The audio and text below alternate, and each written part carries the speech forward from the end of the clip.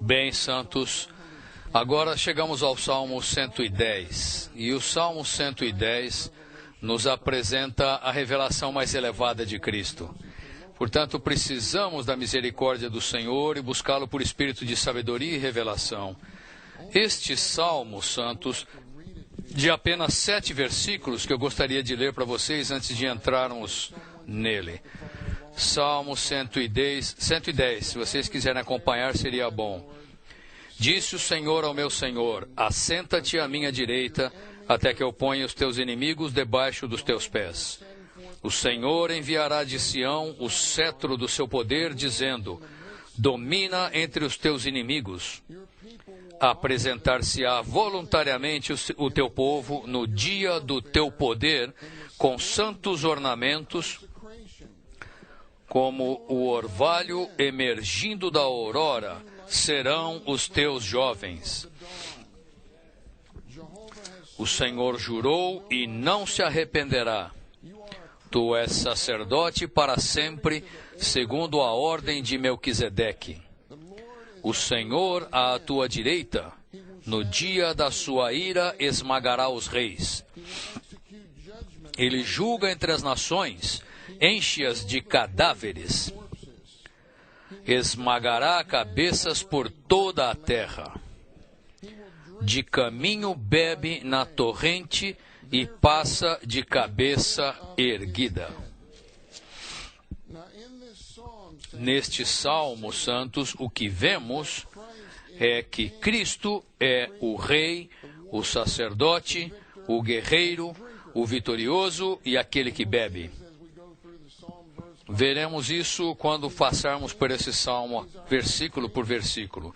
Ele é nosso Rei, é nosso sumo sacerdote, ele é o guerreiro, é o vitorioso que derrota o inimigo, e ele é aquele que bebe da torrente, do ribeiro, enquanto volta.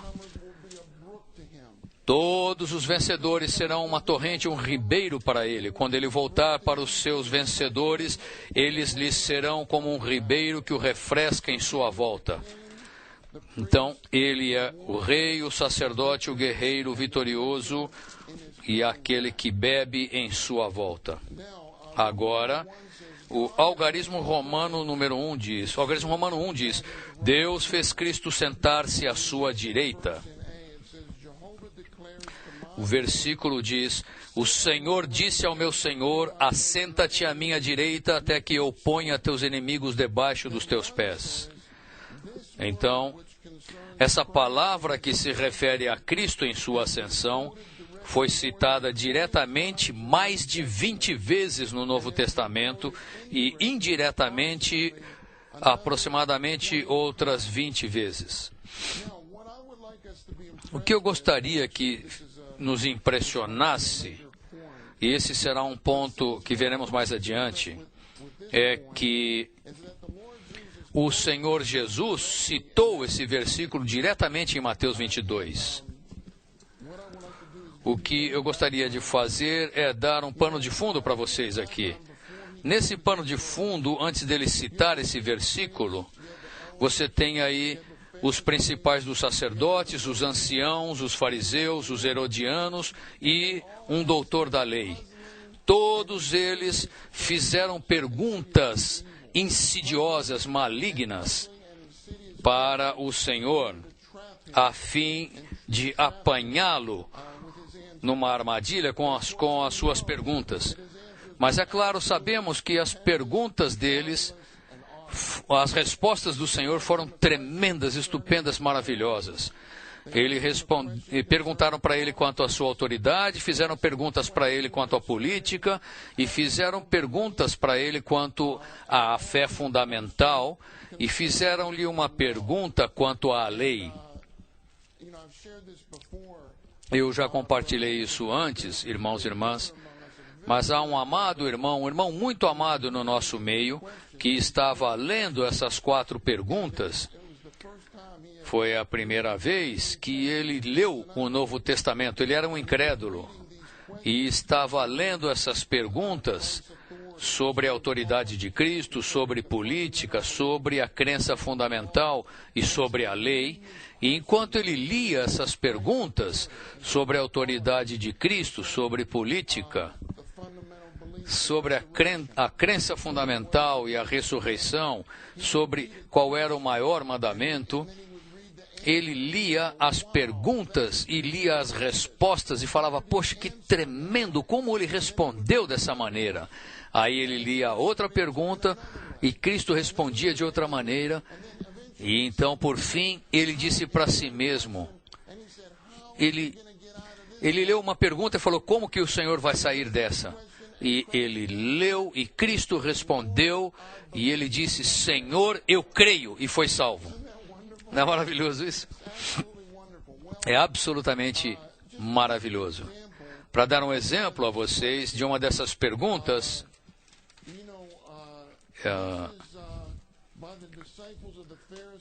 foi feito pelos discípulos fariseus e herodianos sobre pagar tributo a César.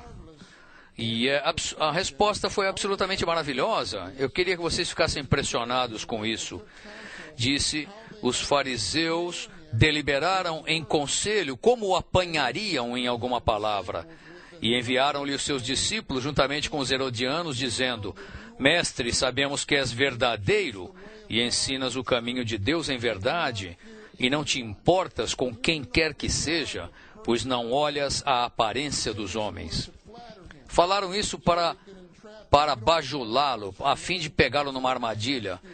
Sabe, quando as pessoas falaram, agora nós vamos fazer uma pergunta e vamos prendê-lo numa armadilha através de elogiá-lo na introdução.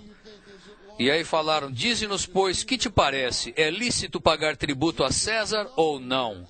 Jesus, porém, conhecendo-lhes a malícia, respondeu, por que me pondes à prova, hipócritas? Mostrai-me a moeda do tributo. Ele nem tinha uma moeda. Ele disse, mostrai-me a moeda do tributo, e eles lhe trouxeram um denário. E ele lhes perguntou, de quem é esta efígie e inscrição? Responderam-lhe, de César. Então lhes disse, dai, pois, a César o que é de César, e a Deus o que é de Deus. Ouvindo isso, se admiraram, e deixando-o, se foram. Então, quero que vocês fiquem impressionados, irmãos. Ele disse, de quem é esta efígie e inscrição? De César. Então, dai a César o que é de César e a Deus o que é de Deus. A imagem nessa moeda é de César, portanto ela pertence a César. Vocês têm a imagem de Deus, vocês pertencem a Deus. É isso que está implícito aqui, certo? Vocês pertencem a Deus. Portanto, vocês têm de se entregar, de se dar a Deus. Eles se admiraram, não sei se eles entenderam o que o Senhor falou, mas eles se admiraram. Após eles terem feito todas essas perguntas, o que o Senhor fez? O Senhor fez uma pergunta a elas e foi a pergunta das perguntas. E a pergunta das perguntas é assim: reunidos os fariseus, interrogou-os Jesus: que pensais vós do Cristo? Irmãos, todo homem e mulher nesta terra tem de responder essa pergunta. O que você pensa a respeito de Cristo? Quando pregamos o Evangelho, essa é uma boa pergunta para fazer para as pessoas. O que você acha de Jesus? Quem é Ele? O que você pensa de Cristo? Quem é Ele para você? Então ele disse, que pensais vós do Cristo? De quem é filho? Responderam-lhe eles, de Davi. Eles tinham metade da resposta certa, ele era o filho de Davi em sua humanidade. Replicou-lhes Jesus, como, pois, Davi em espírito chama-lhe Senhor? Chama-lhe Senhor, vocês se lembram? Jeová disse ao meu Senhor, o meu Senhor ali é o Messias, o Cristo. Replicou-lhes Jesus, como, pois, Davi em espírito chama-lhe Senhor, dizendo, disse o Senhor ao meu Senhor, assenta-te à minha direita, até que eu ponha os teus inimigos debaixo dos teus pés? Se Davi, pois, lhe chama Senhor, como é ele seu filho? E ninguém lhe podia responder uma palavra sequer, nem ousou alguém, a partir daquele dia, interrogá-lo mais. Então, ele é não apenas o filho de Davi em sua humanidade, ele é o Senhor de Davi em sua divindade. Não é maravilhoso isso? Ele é o próprio Deus de Davi. Ele é o próprio Senhor de Davi. E como Senhor de Davi, o Deus de Davi, tornou-se filho de Davi, foi crucificado e então ressuscitou, e em ressurreição Deus fez esse filho de Davi tanto Senhor e Cristo. Ele tornou-se Senhor em sua humanidade e agora Jesus, o filho de Davi, é Senhor. Não apenas Senhor como Deus, mas Senhor como o homem Jesus. Isso é algo muito grandioso. Então, disse o Senhor ao meu Senhor, assenta-te à minha direita até que eu ponha os teus inimigos debaixo dos teus pés. Eu li o 1, agora vamos ver o 2.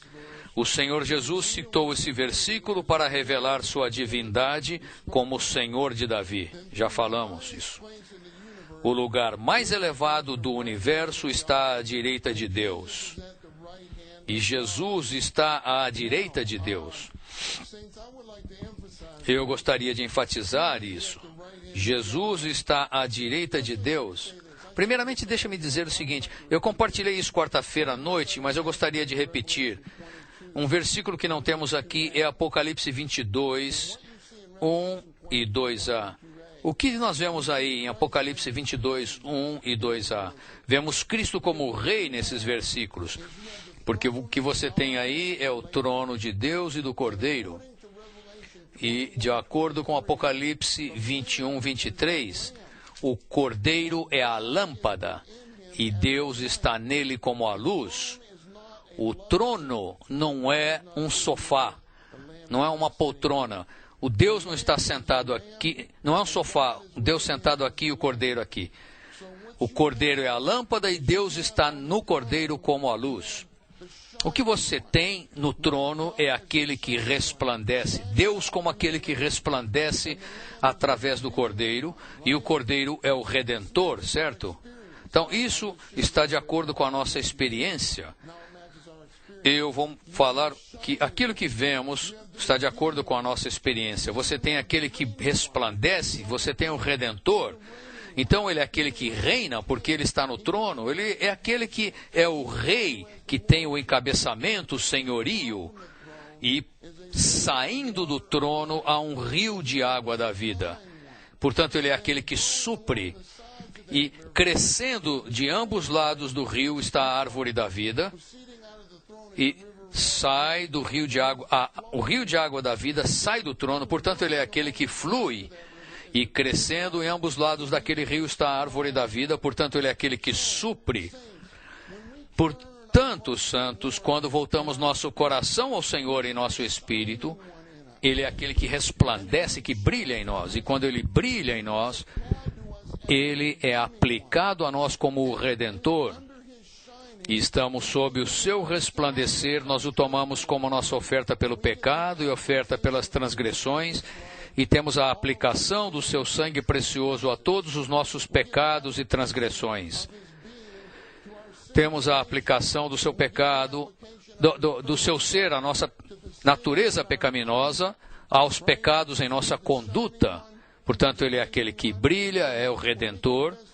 Quando confessamos nossos pecados, imediatamente ele nos perdoa os pecados e torna-se aquele que reina e governa em nós. Ele torna-se o rei em nós.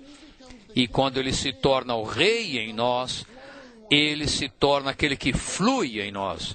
E então ele começa a fluir em nós, e à medida em que ele flui, ele nos supre consigo mesmo como a árvore da vida. Não é maravilhoso isso? Então você pode ver quão experiencial é Apocalipse 22, 21 e 22a.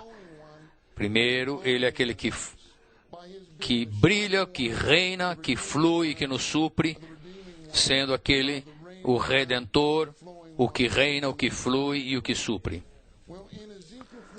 Em Ezequiel 47, versículo 1, diz: Depois disso, o homem me fez voltar à entrada do templo, e eis que saíam águas de debaixo do limiar do templo para o oriente, porque a face da casa dava para o oriente, e as águas vinham debaixo da banda direita da casa, da banda do sul do altar.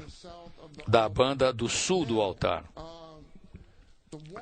A água que flui do limiar da casa para o oriente, para o leste. O oriente é o lugar onde o sol nasce, é o lugar da glória de Deus, o lugar onde o sol nasce. Então, a água flui do sul da casa, ou lado direito da casa, do lado direito da casa. E o lado direito é a preeminência. Estar à direita de Deus significa que o fluir de vida tem a preeminência. E então, ela fluía do lado direito da casa para o lado do altar. E o altar representa uma consagração plena. Quando reunimos tudo isso, irmãos e irmãs, o que vemos é que se queremos experimentá-lo como rei em nós, precisamos ser para a glória de Deus, certo? Nós vemos que esse fluir é em direção ao Oriente, ou seja, para a glória de Deus. Nesta reunião, somos para a expressão corporativa do Deus triuno. E não apenas isso. O que nos importa em nossa vida é o fluir, a presença que flui, prática do Senhor Jesus em nós. Temos de dar ao fluir de vida em nós a preeminência. Sempre dê a preeminência a Cristo Rei como fluir de vida em você. Se você não tiver o fluir de vida no seu interior, se não tiver-lo como Rei reinando em você, a presença prática do nosso Rei Jesus em nós é o fluir da vida fluindo em nós. Esse fluir provém do lado direito da casa, que é o lado de preeminência. E diz ao sul do altar, o que significa que representa uma consagração plena para o fluir da vida em nós. Precisamos nos consagrar plenamente para o fluir desse Rei Jesus, desse Rei Senhor Jesus que flui em nós. Nós nos consagramos plenamente para desfrutá-lo como fluir de vida. Santos, não vão para lugar nenhum, não façam coisa alguma, não digam coisa alguma sem o fluir de vida. É assim que o entronizamos como Rei em nós. Não tomamos a decisão de ir para a escola. Quando você for tomar a decisão de ir para a escola, vá junto com o fluir de vida com você. Quando você vai junto com o fluir de vida, você está entronizando Cristo como Rei em você. Eu contei já essa história anteriormente, ainda me lembro dessa irmã. Nós, jovens, somos aceitos em todo tipo de faculdades. São aceitos em Harvard, em Yale, na Universidade de Austin, em Eastern Washington, UCLA, USC, todo tipo de universidades, certo? Essa irmã foi aceita em Harvard. Muitos jovens imediatamente falaram, você tem de ir para Harvard. Você foi aceita em Harvard, vai para Harvard. Eles não falaram para ela orar ou alguma coisa, só falaram para ela, vai para Harvard. Você foi aceita em Harvard? Quem não quer ir para Harvard, certo? Bem, ela veio ter comunhão com a minha esposa e comigo, nós a encorajamos a orar e a cuidar do fluir de vida no espírito dela, a cuidar da vida e paz que no seu interior, cuidar do fluir da vida no seu interior. Se ir para Harvard produz um fluir de vida, se o Senhor Jesus está fluindo em você, quando você pensa em ir para Harvard, então você deve ir para Harvard. Porque é aí que o Rei que está no seu interior diz. Bem, ela decidiu ir para UCLA, Universidade da Califórnia, porque é aí que a vida fluiu nela. E para mim esse foi um verdadeiro testemunho. Alguns santos entre nós, eles decidiram ir para Harvard porque o Senhor estava fluindo neles para ir para Harvard. Mas você não pode olhar para um outro santo e falar, o irmão fulano de tal decidiu ir para Harvard, então eu também vou para Harvard. Não, você tem que ver o fluir da vida em você pessoalmente. Esse é a entronização prática de Cristo como Rei na sua pessoa, em você. Com esse fluir tem de se aprofundar, e à medida que ele se aprofunda em nós, Cristo como Rei, seu reinado e seu governo em nós se aprofunda. Seu reinado em nós se aprofunda. Se você olhar Ezequiel 47, versículos 1 a 5, esse fluir de vida foi medido, e foi medido diversas vezes. Cada vez que ele era medido, a água estava mais profunda. Primeiramente, a água foi medida e dava no tornozelo. Depois ela dava nos joelhos. Depois elas davam pelos lombos. E finalmente foi medida. E a Bíblia diz, isso está em Ezequiel 47, 5, fala, a Bíblia diz que águas que se deviam passar a nado. Haviam águas suficientes para nadar. O Senhor tem de nos medir. E o que significa ser medido? Se uma irmã, por exemplo, uma irmã vai comprar pano, ela tem que medir. Enquanto ela mede aquele pano, ela está testando aquele pano, está examinando o pano e está julgando. Ela testa, examina, julga e faz isso para poder possuí-lo. Isso que significa medir. Portanto, quando o Senhor nos mede, eu creio que na última reunião fomos medidos pelo Senhor. Fomos testados, fomos examinados, fomos julgados, certo? E o Senhor faz tudo isso para nos possuir, para aprofundar o fluir em nós. Mas, santos, quando estávamos no treinamento de presbíteros na Holanda, eu desafiei os irmãos e a mim mesmo, perguntando quão profundo é o fluir da vida em nós. Quão profundo é o fluir de vida em nós? Está pelo tornozelo? Está pelos joelhos? Pelos lombos? Ou nós realmente estamos nadando em Deus? Nós achamos que já conhecemos Ezequiel 47, mas será que temos água suficiente para nadar? Será que o fluir em nós é tão profundo que estamos tão consagrados a Deus de maneira prática que a vida em nós nos leva na corrente do fluir do Senhor Jesus em nós, como aquele rei e governante que habita interiormente em nós? Eu não sei se algum dentre nós tem ousadia de falar que há água suficiente em mim para nadar. Temos de ser cada vez mais medidos, julgados, testados, examinados e possuídos pelo Senhor, para que por fim estejamos nadando em Deus e o fluir de vida nos leve. E Ele é simplesmente o Rei, o que decide, o que governa de todas as coisas relacionadas a nós, porque Ele está fluindo em nós de tal maneira que somos levados por esse fluir. Número 5, essa palavra sobre Cristo sentar-se à direita de Deus implica a realeza de Cristo.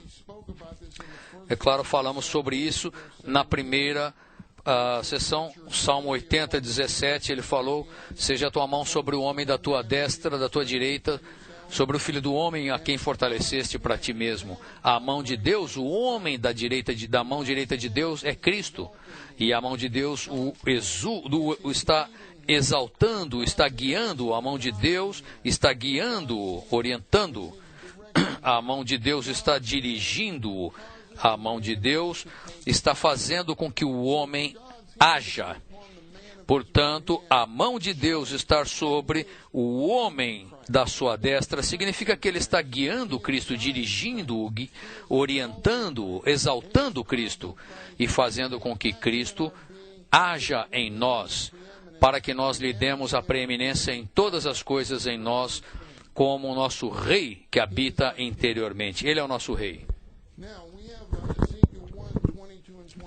Temos aqui Ezequiel 1, 21, 22 e 26, eu já mencionei esses versículos e quero mencionar novamente. Não tenho problema de eu me repetir, irmãos e irmãs, jovens, todos que estão aqui nesta sala. Em Ezequiel 1, 22 e 26, precisamos orar. Temos um hino em nosso inário. Nada entre nós, Senhor, nada entre nós. Temos de orar, Senhor, eu oro para que não haja nada entre ti e mim, e entre mim e os irmãos e irmãs, a tal ponto que o meu céu seja como um cristal. Que não haja nada entre ti e mim, Senhor, para que tu fluas sobre esse firmamento, esse céu claro. Em outras palavras, quero ter um céu claro, que não haja nada entre mim e ti, e que eu seja enchido por tua presença celestial governante. Quero estar numa atmosfera, condição e realidade da tua presença governante. Precisamos de um céu claro em nosso ser, com o trono de Deus sobre ele. E temos de perceber que, como aquele em nosso ser, vemos em Isaías 14, 13, refere-se a Lúcifer. Lúcifer quis exaltar o seu trono acima do trono de Deus. Portanto, em nosso ser caído, há algo em nós que quer estar no trono. Mas louvado seja o Senhor em nosso espírito. Quando estamos em nosso espírito, queremos que Deus esteja no trono, certo? Portanto, precisamos ser pessoas que vivem no seu espírito e desejam que Deus esteja no trono em sua pessoa. Ponto 6 diz: na ascensão de Cristo, Deus o fez Senhor, Cristo, líder de todo o universo e Salvador. E 7 diz: Cristo está no trono, mas ainda precisa de um estrado para seus pés. Perdoem-me, eu acho que eu esqueci o ponto 4, acho que eu pulei o ponto 4. Deixe-me voltar e ler o ponto 4 para vocês. A ascensão de Cristo à direita de Deus não é meramente ele estar em um lugar, mas de ele estar em uma pessoa, o Pai. Em sua ascensão, Cristo entrou no ser do Pai e sentou-se ali. Não é maravilhoso? Ele entrou no ser do Pai e sentou-se ali. Se vocês olharem Isaías 22, 23, eu vou ler para vocês. Deus disse o seguinte com relação a Cristo. Ele disse: fincá-lo-ei como estaca em lugar firme, e ele será como um trono de honra para a casa de seu Pai. A nota de rodapé diz: Cristo foi fincado por Deus como uma estaca num lugar firme, que tipifica o terceiro céu, onde Cristo é exaltado por Deus após sua ressurreição. Porque o Pai está no terceiro céu, ser exaltado ao terceiro céu é ser exaltado até Deus Pai. Deus hoje está no céu, Cristo hoje está no céu como uma estaca firmada em Deus, fincada em Deus. Ele é uma estaca fincada em Deus. E, segundo o versículo 24, pendurado neles está toda a glória da casa do seu Pai. A prole, os descendentes, todos os utensílios menores, desde as taças até as garrafas. Isso é realmente maravilhoso. A prole, os descendentes somos nós. Ele está fincado como uma estaca em Deus e todos nós estamos pendurados nessa estaca no terceiro céu. E não apenas isso, ele fala: as taças até as garrafas estão penduradas, desde os menores vasos, como as taças, até as garrafas, tipificam Cristo em suas riquezas. As taças são pequenos vasos para conter água, tipificando o Espírito de Cristo, e as garrafas ou jarros são vasos maiores para conter vinho, que tipificam a vida divina. Isso significa que na casa de Deus, todos os seus filhos são vasos para conter o Espírito como água, para saciar a sede das pessoas, e sua vida como vinho, para alegrar as pessoas. todas as riquezas do suprimento abundante para o desfrute dos filhos de Deus estão pendurados em Cristo, como a estaca que foi fincada em Deus em sua ascensão. Isso é Isaías, capítulo 22, versículos 23 e 24. E as notas. Vamos voltar ao ponto 7. Cristo está no trono, mas ainda precisa de um estrado para seus pés. Deus está empenhado para subjugar todos os inimigos de Cristo e torná-los o estrado dos seus pés. Nossa luta hoje é para subjugar os inimigos de Cristo. Como lutamos? De acordo com Romanos 5,17, a maneira de lutarmos é receber a abundância da graça. Quando recebemos a abundância da graça, espontaneamente reinamos em vida sobre Satanás, o pecado e a morte. Portanto, precisamos ser aqueles que recebem a abundância da graça. Versículo 17 diz: pois se pela ofensa de um só a morte reinou por meio de um só, muito mais os que recebem a abundância da graça e do dom da justiça reinarão em vida por meio de um só, Jesus Cristo. Portanto, precisamos receber a abundância da graça, do desfrute do Deus triuno, para reinarmos em vida sobre Satanás, o pecado e a morte. E Romanos 5:21 diz que para que a graça reine, nós queremos não apenas receber a abundância da graça para reinar sobre Satanás, o pecado e a morte, queremos que o desfrute de Cristo reine em nós. Quando você está desfrutando o Senhor, quando a graça reina em você, você é restringido nesse desfrute. Essa graça restringe você, você é levado sob a realeza e o governo de Cristo, e Ele é entronizado em você como graça. Eu gostaria de acrescentar, irmãos, neste ponto, Efésios 1, 19 a 23. O irmão Dick mencionou na mensagem dele. Isso nos mostra como Cristo foi elevado ao trono. Efésios 1, 19 a 21, 23, fala da suprema grandeza do seu poder para conosco os que cremos, e Deus fez com que esse poder operasse em Cristo, ressuscitando-o dentre os mortos.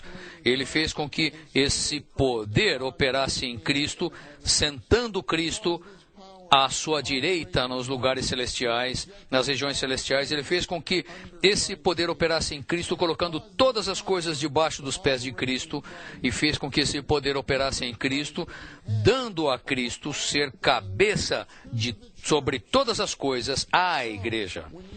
Portanto, quando você junta todas essas coisas, o que você vê é que há um poder quádruplo instalado em nosso espírito. E esse poder é o poder da ressurreição, esse é o poder da ascensão, é o poder da sujeição, que sujeitou todas as coisas sob os pés de Cristo, e esse poder é o poder de encabeçamento, que o fez cabeça sobre todas as coisas à igreja.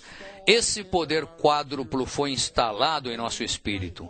E quando você ora, Pai, fortalece-me com poder mediante o teu espírito no homem interior, você está orando para ser fortalecido com esse poder quádruplo. Com o poder da ressurreição, o poder da ascensão, o poder de sujeição e o poder de encabeçamento no seu homem interior, para que Cristo habite no seu coração pela fé, para que sejamos enchidos até toda a plenitude de Deus. Esse poder quádruplo foi instalado em nosso espírito. Então, como lutamos a batalha? Como combatemos? Combatemos, irmãos e irmãs? Nós voltamos para trás, retrocedemos? Não. Você tem que voltar para o seu espírito. Voltar para o seu espírito. Santos, isso é algo muito, muito prático. Quando as coisas, os problemas, situações, as coisas do ambiente estão te atacando, até mesmo na reunião, você pode ver que a sua mente está peregrinando, vagando.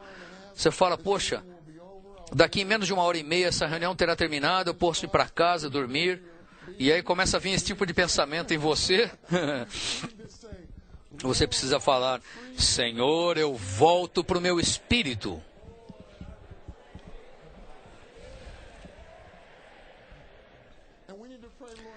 E precisamos dizer: Senhor, guarda-me no meu espírito. Por quê? Porque o poder que o ressuscitou dentre os mortos, o poder da ressurreição, de ascensão, de sujeição e de encabeçamento, foi instalado em nosso espírito. E esse poder é para a igreja. Esse poder foi transmitido para o nosso ser interior. Ponto B diz: Deus enviará de Sião o cetro do poder de Cristo para reinar sobre todas as nações quando ele voltar. Eu gosto do algarismo romano 2, porque nos mostra como podemos cooperar com Cristo em seu ministério celestial. E esse é o versículo 3. O versículo 3 diz: apresentar-se-á voluntariamente o teu povo no dia do teu poder com os santos ornamentos. Vamos falar aqui da sua consagração, no esplendor da sua consagração. E fala: os teus jovens. Não há velhos na economia de Deus, santos. Todos nós temos de ser jovens. Você é um jovem esta noite? Os seus jovens, os teus jovens, serão como o orvalho emergindo do ventre da aurora. Então, essas palavras: o esplendor da sua consagração, santos ornamentos, os teus jovens. Algarismo romano 2 diz: precisamos cooperar com o ministério celestial de Cristo no dia das suas batalhas. Esse é o dia das batalhas do Senhor. Como cooperamos com Ele? Como o rei, o sacerdote, o guerreiro? Ou é aquele que bebe? É nos apresentando como ofertas voluntárias ao Senhor no esplendor da consagração e sendo seus jovens que são para Ele como o orvalho do amanhecer. Ponto A diz: aos olhos do Senhor, nossa consagração voluntária, ofertar-nos a Ele, é uma questão de esplendor. Santos, consagração é nosso consentimento, é a nossa rendição ao Senhor. Temos de dar nosso consentimento e render, entregar toda a nossa vida e todo o nosso ser ao Senhor para a sua restauração e para a sua economia. Ponto 1 diz: embora a igreja tenha se degradado, através dos séculos tem existido uma linha daqueles que se ofereceram voluntariamente ao Senhor no esplendor, na beleza da sua consagração. Esplendor também pode ser traduzido por ornamento. O esplendor da consagração é um ornamento. Se nos oferecermos voluntariamente ao Senhor, seremos embelezados com um esplendor celestial e divino. Não é maravilhoso? Se você se entregar voluntariamente ao Senhor, aos olhos dele você será embelezado com o esplendor divino e celestial. O irmão sempre mencionava John Nelson Darby. Quando ele já tinha 80 e tantos anos, ele estava num hotel sozinho, totalmente só. Aquele foi um momento de solidão, mas ele se ajoelhou e disse: Senhor Jesus, eu ainda te amo. E todos os escritos que o nosso irmão leu sobre o John Nelson Darby foi o que mais o impressionou. Porque tudo que veio de John Nelson Darby, suas traduções da Bíblia para o francês, alemão, inglês, suas sinopses da Bíblia, sua grande sinopses da Bíblia, tudo isso proveio do seu amor fresco pelo Senhor. Portanto, precisamos orar diariamente: Senhor Jesus, eu ainda te amo. E é claro, temos aquela citação de John Nelson Darby, que ele fala: oh, que a alegria de nada ter, nada ser, nada ver, mas o Cristo vivo na glória, e não me importar com coisa alguma, senão os seus interesses aqui. Temos de ser iguais a Ele dessa maneira. Ponto B diz: aqui, Cristo se compara com uma planta que precisa da água do orvalho suave e brando. Enquanto está realizando a economia de Deus, Cristo precisa ser regado. Cristo é regado por aqueles que se oferecem voluntariamente a Ele. Todo aquele que se oferece voluntariamente como uma oferta a Cristo é um jovem comparado ao orvalho gerado no ventre do amanhecer para regar Cristo. Ponto C diz: para cooperar com o ministério celestial de Cristo no dia da sua batalha, precisamos ter uma consagração absoluta e cabal de todo o nosso ser, com tudo que temos ao Senhor, para o cumprimento da sua economia eterna. A plenitude da experiência de vida de uma pessoa depende da plenitude de sua experiência de consagração. É claro, temos Mateus 26, de 6 a 13 aqui, aquela mulher que quebrou o frasco de alabastro e derramou tudo sobre o Senhor. Derramou todo aquele nardo precioso sobre o Senhor. E Judas, ele liderou, mas os discípulos também estavam indignados com aquilo. Falou: por que esse desperdício? Por que você desperdiça esse unguento sobre o Senhor, quando poderia ser vendido e dado aos pobres? Mas quando olhamos para a história da igreja, e a nota nos diz que milhares e milhares de vidas preciosas deixaram, milhares e milhares de vidas preciosas, tesouros preciosos e futuros dourados foram, entre aspas, desperdiçados no Senhor Jesus. Na verdade, aquilo que é derramado sobre o Senhor não é um desperdício, mas um testemunho fragrante de doçura. Não é precioso derramar-nos sobre o Senhor Jesus? É um grande privilégio poder fazer isso. A história do Evangelho é que o Senhor nos amou, é para nossa salvação. A história de Maria é que ela amou o Senhor. Isso foi para a consagração dela. Então, quando pregamos o Evangelho, temos de pregar ambos. Temos de pregar o Senhor nos amar para a nossa salvação e temos de pregar nós amando o Senhor para a nossa consagração. Isto é compatível com o livro de Abacuque, cujo significado do seu nome é abraçar ou apegar-se a. Significa que Deus veio ao homem para abraçar os pecadores, para que os pecadores se apeguem a Ele. Deus se tornou um homem para nos abraçar para a nossa salvação, para que nós, pecadores, possamos nos apegar a Ele em nossa consagração. Isso é o livro de Abacuque. Ponto 1 diz: a base da consagração é ter sido comprado por Deus. Deus nos comprou com seu sangue precioso. 1 Coríntios 6, 19 a 20 diz: ou não sabeis que o vosso corpo é templo do Espírito Santo que está em vós, o qual tendes da parte de Deus, e que não sois de vós mesmos, porque fostes comprados por preço. Agora, pois, glorificai a Deus no vosso corpo. Fomos comprados pelo preço do sangue precioso de Cristo. Portanto, queremos glorificar Deus em nosso corpo.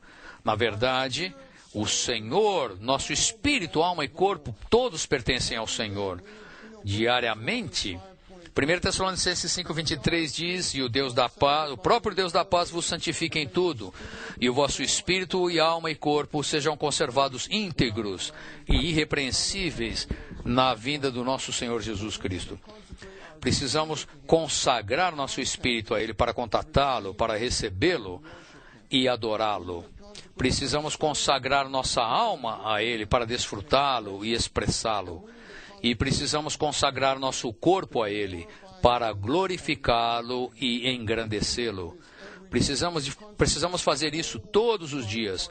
Consagre todo o seu ser tripartido a Ele. Nosso espírito para contatar, receber e adorá-lo.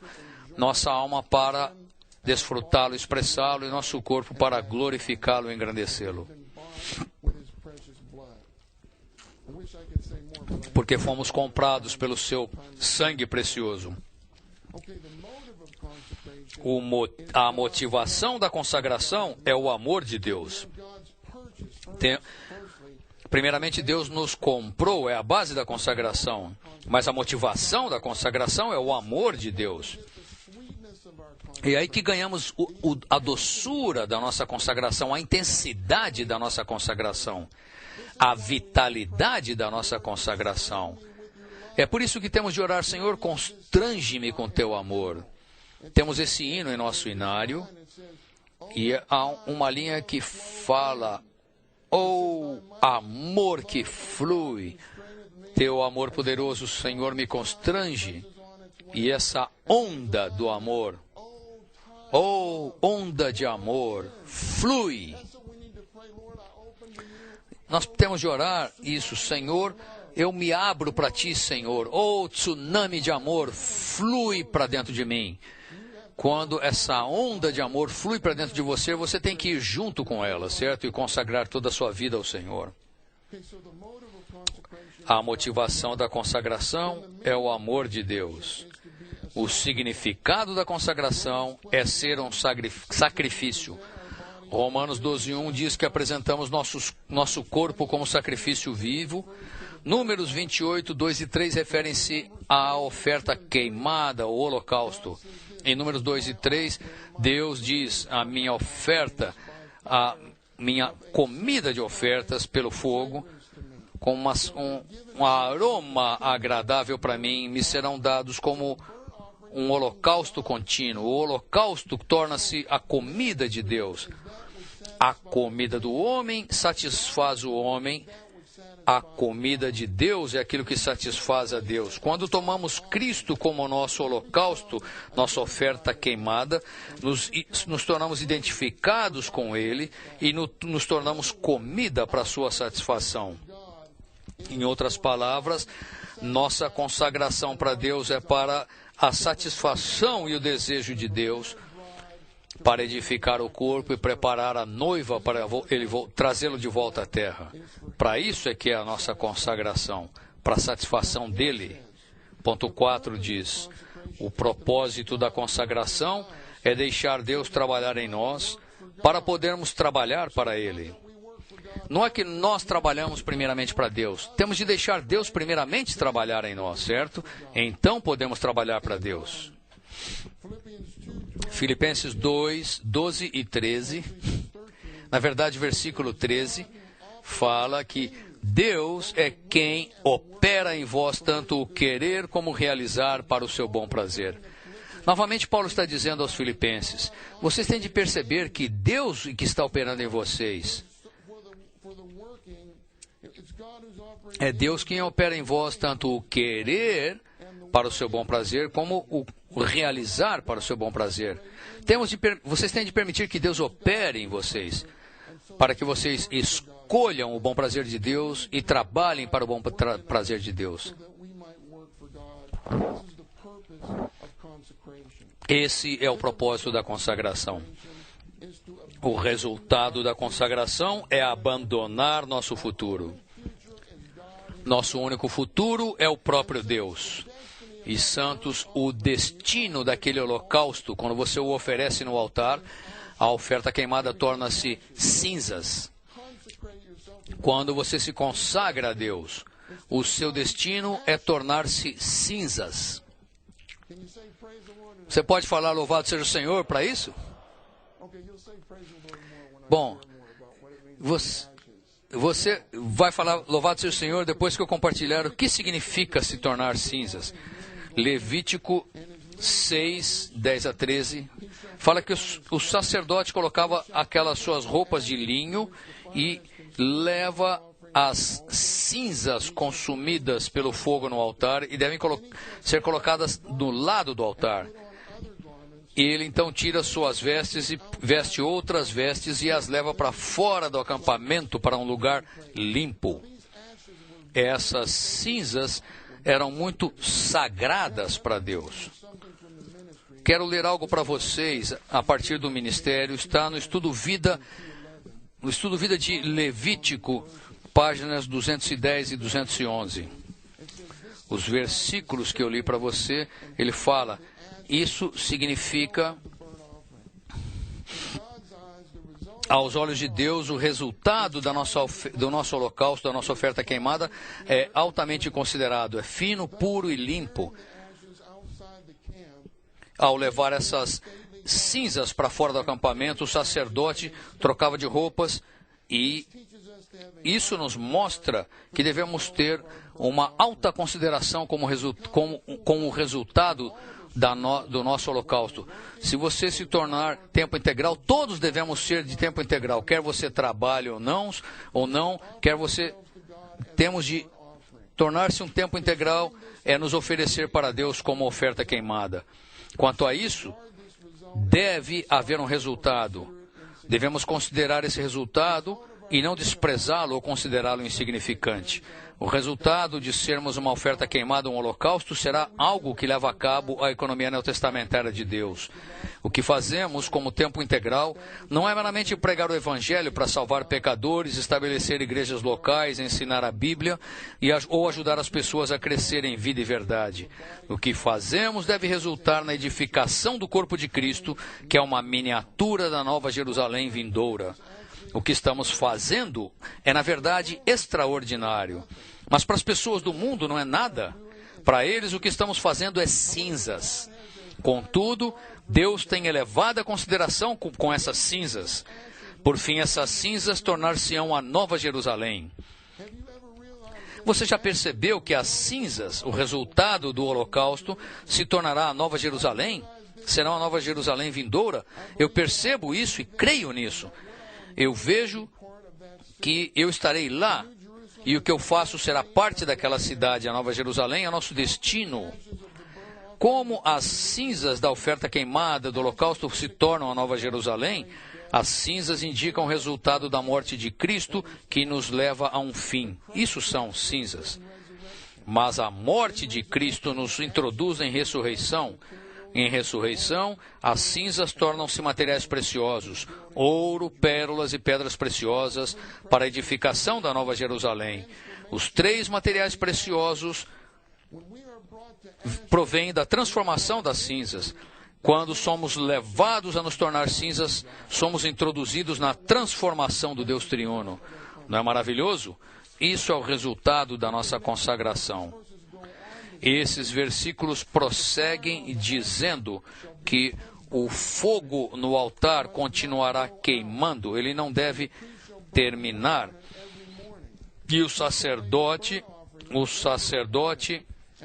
acenderá lenha nele cada manhã, e sobre ele porá em ordem o holocausto, e sobre ele queimará a gordura das ofertas pacíficas. O fogo arderá continuamente sobre o altar, não se apagará. Não deixe que o fogo do seu holocausto se apague em sua vida. Ele não deve apagar-se. Quando despertamos pela manhã, a primeira coisa que devemos fazer é dizer: Senhor Jesus, eu te amo, te louvo, Senhor Jesus, obrigado, Senhor Jesus, te amo, Senhor Jesus, te tomo como o meu holocausto, como minha oferta queimada, e consagro todo o meu ser, todo o meu dia para ti. Imediatamente o fogo surge em você. Essa é a nossa experiência, certo? Essa é a nossa experiência. Não deixe que o fogo se apague. Agora vamos para a letra D. Para cooperar com o ministério celestial de Cristo no dia da sua batalha, precisamos levantar cedo pela manhã para contatar o Senhor, para entrarmos no ventre do amanhecer e sermos concebidos como orvalho para o regar de Cristo. Nosso tempo de manhã com o Senhor, irmãos, não é principalmente para nossa satisfação, é para a satisfação dele. Quando você levanta cedo pela manhã para contatar o Senhor, você entra no ventre do amanhecer. E no ventre do amanhecer, da aurora, algo do Cristo fresco é concebido em você. E quando esse Cristo fresco é concebido em você, você se torna o orvalho para reinar Cristo para sua satisfação. Não é maravilhoso isso? Você pode ter um tempo pessoal com o Senhor para alegrá-lo e regá-lo, ser como orvalho para ele do ventre do amanhecer. Mateus 6,6 fala: tu, porém, quando orares, entra no teu aposento íntimo. Você pode falar: eu não tenho um aposento íntimo. Encontra um lugar privado, um lugar particular onde ninguém pode te ver. Perdão eu compartilhar isso, eu já falei antes. Eu me lembro quando eu fui para Taipei, acho que foi um treinamento de 40 dias, alguma coisa. Eu sei que eu fui lá na década de 80, E eu sabia que eu precisava ter um tempo pessoal com o Senhor. Isso tem de ser o nosso hábito, certo? Então, eu estava no local de reuniões, eu fui lá para o telhado, eu cheguei cedinho, estava cheio de gente lá, todo mundo gastando tempo com o Senhor, cheio de cadeira por toda parte lá no telhado, no teto. Eu falei, como que eu vou passar, como que eu vou entrar no meu quarto, meu aposento íntimo? Então eu desci para o meu quarto, voltei a cabeça para a parede, na quina da parede, e falei, Senhor Jesus, Senhor, eu te amo. Aquele foi o meu aposento íntimo. E o Senhor encontrou-se comigo ali. O Senhor se encontrava comigo ali toda manhã. Posso testificar a esse respeito. Entra no teu aposento íntimo e fechada a porta, ora teu Pai que está em secreto, e o teu Pai que vê em secreto te recompensará. Santos, não deixem que ninguém atrapalhe o seu tempo pessoal com o Senhor. Não responda o seu telefone celular. Não responda a mensagem de texto. Esse negócio de mensagem de texto, eu vejo que as pessoas, elas digitam tão rápido. Meu nome é Chris Hall, blá, blá, blá, blá, blá, blá.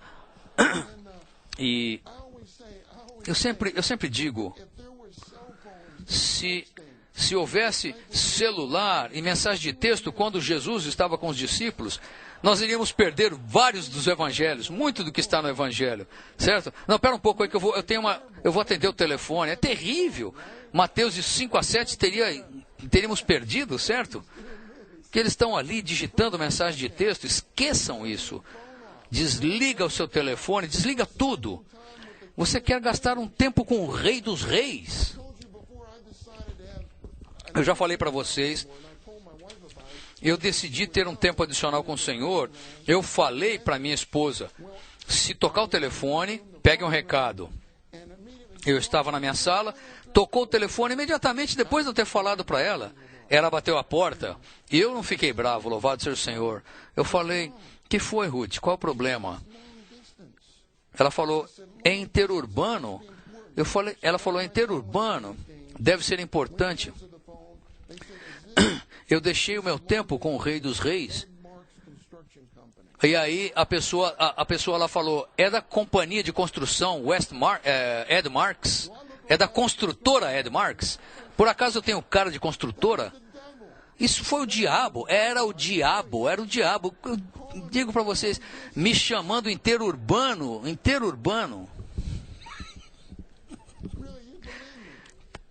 Creiam-me, irmãos. Quando o irmão Lee gastava tempo com o Senhor pela manhã, o Ron sabe disso. Quando ele lia a mensagem, ele não queria ser perturbado. Aquele era o estudo pessoal dele da Bíblia. Quando você estava lendo algo para ele, algo que ele falou, talvez na década de 60 ou mais recentemente, ele estava recebendo a palavra. Uma vez eu estava lendo para ele, tocou a campainha, ele falou, é o diabo. Eu não quis olhar para ver quem estava chegando. E ele era tão sério quanto a passar tempo com o Senhor. Eu não vou dizer para vocês que eu estava preocupado. Santos, apreciem, valorizem o seu tempo com o Senhor. No treinamento, vocês do último período, do último semestre, gastem um tempo pessoal com o Senhor diariamente. Eu não tenho muito tempo, eu só tenho 15 minutos. Mas sabem, Santos, em Mateus 14, Ron mencionou, depois que o Senhor alimentou os 5.000, ele não ficou se gloriando nas suas realizações. Ele falou, alimentei 5.000, não foi maravilhoso? Você viu como aqueles peixinhos e aqueles pães foram multiplicados? Se fôssemos nós iríamos nos gloriar naquilo. Mas ele compeliu os discípulos a ir embora, ele os compeliu a ir embora e subiu ao monte sozinho para orar, em particular.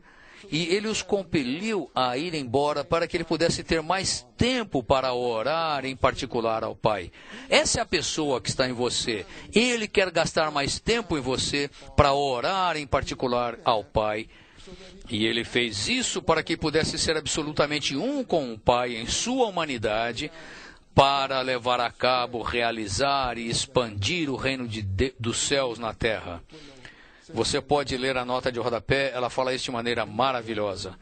Em Marcos 1:35, toda a cidade se reuniu à porta.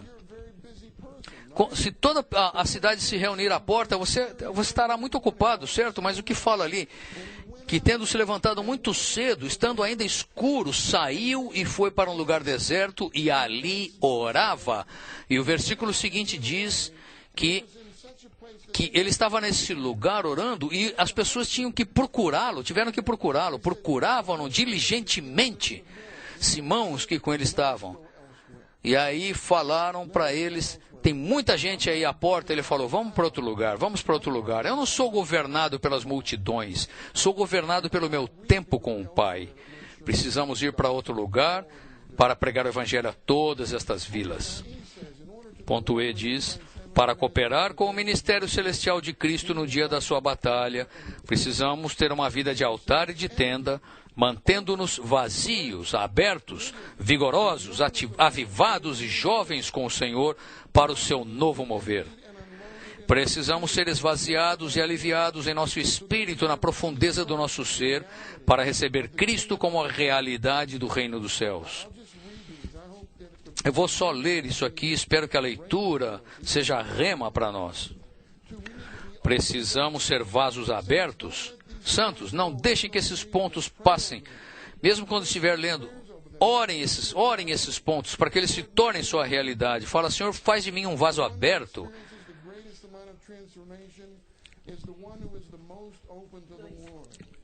Precisamos. Quem é mais aberto ao Senhor experimenta mais transformação. 3. Precisamos receber o Espírito como o azeite fresco. Precisamos andar em novidade de vida e servir em novidade de espírito. Orem nisso diariamente, irmãos. Estou falando sério. Vocês precisam orar. Senhor, o Senhor, Ele detesta velhice, coisa embolorada, velha. Se você olhar para Samuel, há diversos estudos vida que falam sobre a velhice, sobre o bolor do sacerdócio arônico. Temos de orar, Senhor, salva-me de me tornar velho, envelhecido. Faz, Senhor, com que hoje eu ande em novidade de vida. E faz, Senhor, com que eu te sirva em novidade de espírito. Ele irá responder essa oração. 5. Precisamos ser vitalizados pelo Senhor para sermos membros do seu corpo que são vivos e que funcionam. Precisamos ser renovados diariamente com o suprimento fresco da vida de ressurreição para permanecer jovens no Senhor. Ninguém gosta de ser velho, certo? Não queremos ser velhos, queremos ser jovens, novos. Não queremos ser mortos, queremos ser vivos. Não queremos ser mornos, queremos estar fervorosos. Não queremos ser velhos, queremos envelhecidos, queremos ser frescos. Não queremos ser velhos, queremos ser jovens. F. Para cooperar com o ministério celestial de Cristo no dia da sua batalha, precisamos lutar pelos irmãos, em unidade com Ele, a fim de cuidar das igrejas com carinho, em sua humanidade e nutri-las em sua divindade, para produzir os vencedores mediante seu apacentar orgânico. Em Gênesis 14, 13 e 20 aqui, Ló foi capturado pelos reis, Abraão lutou por Ló, recapturou Ló. Ele não criticou Ló porque Ló foi para Sodoma, mas lutou por ele. E então, Melquisedeque estava ali, e você pode ver que ele estava intercedendo por Ló e por Abraão, e estava lutando por Abraão por trás do cenário. E quando Abraão terminou, Melquisedeque veio a ele com pão e vinho, que era uma prefigura da mesa do Senhor. E isso significa que quando lutamos pelo nosso irmão, podemos desfrutar o Deus processado como nosso suprimento de vida e nosso desfrute.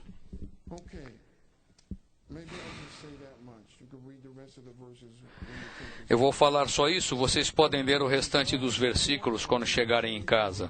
Algarismo Romano 3. Deus jurou e não se arrependerá de ordenar Cristo sacerdote para sempre, segundo a ordem de Melquisedeque. A diz, Cristo não é apenas o rei com poder e autoridade, mas também o sumo sacerdote. Santos, eu sei que isso aqui são vários versículos que vocês estão familiarizados, mas eu quero ler. Hebreus fala do Cristo presente, que agora está nos céus, como nosso sumo sacerdote, ministrando a nós a vida, autoridade e poderes celestiais e nos sustentando para viver uma vida celestial na terra. Ele é o Cristo agora. Eu gosto do Cristo agora. Ele é o Cristo agora, é o Cristo hoje. Ele é o Cristo no trono nos céus, que é a nossa salvação diária e nosso suprimento de cada momento. Ponto 1 diz: o ministério celestial de Cristo em sua ascensão inclui tanto sua realeza como seu sacerdócio. E 2 diz: como rei, ele tem o cetro para reinar sobre a terra e administrar os assuntos relacionados a nós. E como sumo sacerdote, ele está intercedendo por nós e cuidando do nosso caso diante de Deus. Como sumo sacerdote real, segundo a ordem de Melquisedeque, Cristo ministra Deus a nós como nosso suprimento para cumprir o propósito eterno de Deus. Hebreus 8:2, Hebreus 7:25 fala que ele sempre vive para interceder por nós. E Hebreus 8:2 diz que ele é um ministro dos lugares santos. O que ele está fazendo? Ele está orando por nós, intercedendo por nós e ministrando Deus a nós. Agora mesmo ele está intercedendo pessoalmente por cada um de nós. Está intercedendo por todos nós corporativamente e está ministrando Deus a nós. Isso é maravilhoso.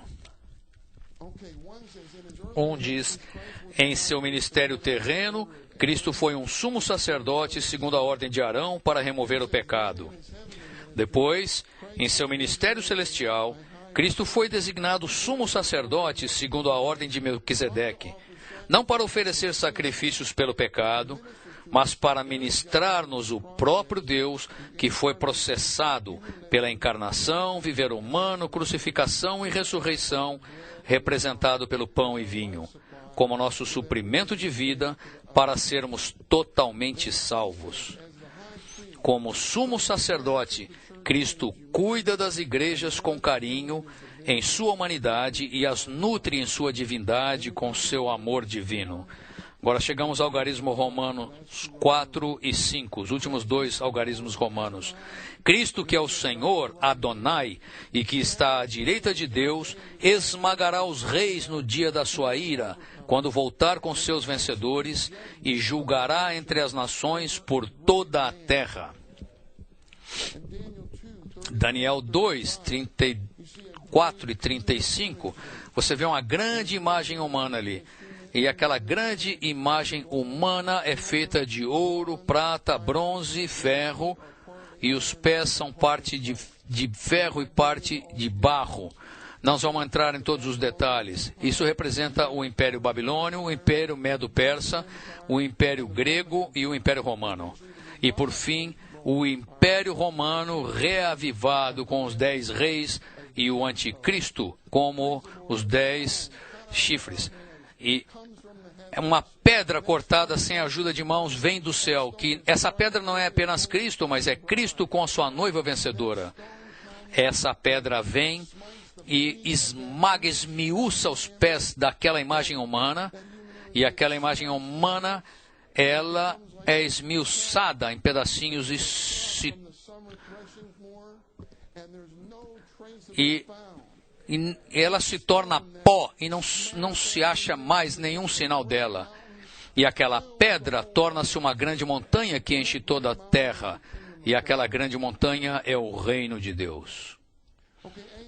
Ponto A diz: isso indica que Cristo é o guerreiro que será o maior vencedor, vencendo todas as nações, esmagando os reis e a cabeça dos inimigos e julgando todos os que se opõem a ele. B. Ele virá com sua noiva, uma composição de todos os seus vencedores como seu exército, e com ela combaterá e derrotará o anticristo e seus exércitos. Não é maravilhoso, irmãos e irmãs?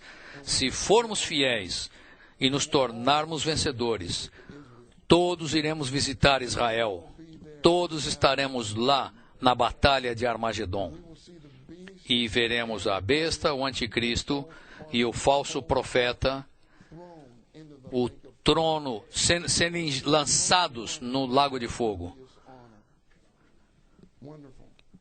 Será maravilhoso isso, estaremos ali com Cristo como Rei dos Reis e Senhor dos Senhores e a Palavra de Deus.